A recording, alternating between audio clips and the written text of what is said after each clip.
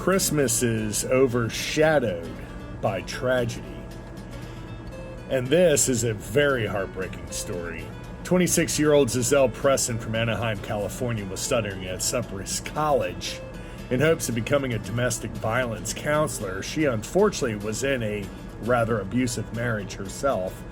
Or I should say, marriage herself. She suffered years of abuse at the hands of William Wallace. In 2008, Wallace pled guilty to beating Preston and threatening to kill her. He served 18 days in jail. Wallace was later placed under a restraining order, but eventually persuaded Preston to get back together with him. Wallace continued his threats to kill her over the next 3 years, and sadly, on Christmas of 2011, he did just that.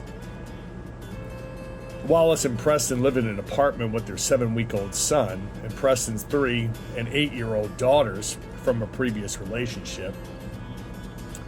December 24, 2011, the couple went to a neighbor's Christmas Eve party, but when they returned home, an argument ensued. And the confrontation quickly turned violent. Preston's eldest daughter later testified that Wallace pushed her mother into a glass table.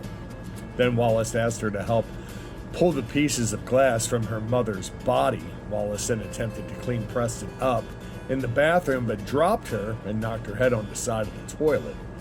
Wallace then took Preston into the bedroom, but never called for help. Around 1 a.m., Preston died as a result of her injuries.